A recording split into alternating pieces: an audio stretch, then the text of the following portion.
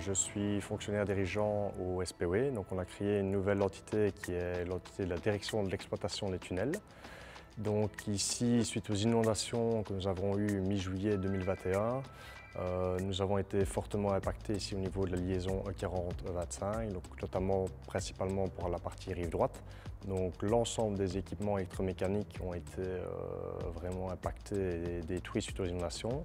Donc moi je suis en charge notamment de la partie réhabilitation des éclairages avec notre partenaire ici Genetec pour la mise en place des différents éclairages avec Schreder.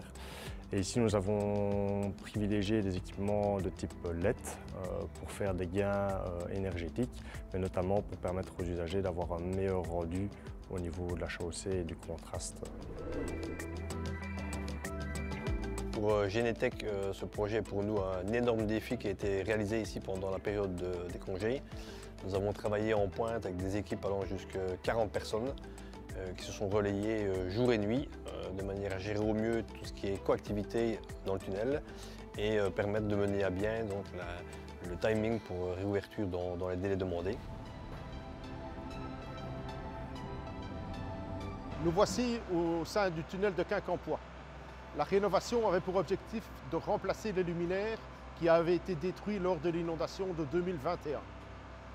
Pour ce remplacement, Schreder a opté pour la technologie LED.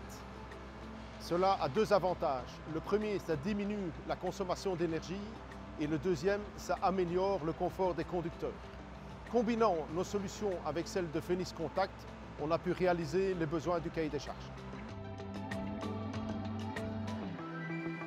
Voor de vernieuwde verlichting van de E25-tunnels te Luik werd gekozen voor de producten van het T-Flex-programma.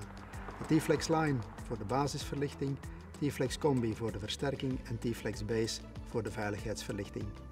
Dankzij een uitgekiende selectie van de optieken worden zowel de wanden als het wegdek op een perfecte manier uitgelicht.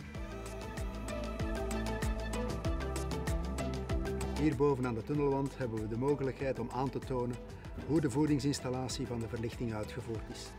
De oranje kabel, vuurbestendig, loopt doorheen de ganse tunnel en in deze oranje aftakdoos maken we de ononderbroken verbinding naar de grijze unit waarin zich de beveiligheden bevinden.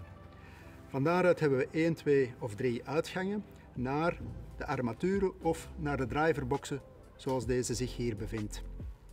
Al de verbindingen tussen de aftakdozen, de driverboxen, maar ook naar de armaturen, gebeuren met voorgeconfectioneerde kabels met toolless connectoren, zodanig dat er geen werktuigen vereist zijn.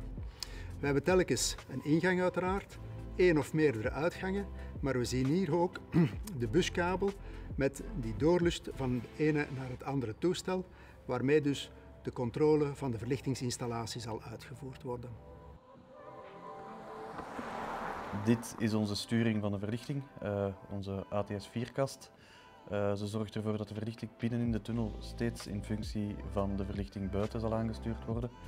Het is dankzij de ATS4-kast dat we de tunnel, de basisverlichting, hebben kunnen in dienst stellen op 2 uur tijd. Dankzij de automatische adressering en de constante diagnose die terugkomt van de toestellen in de tunnel.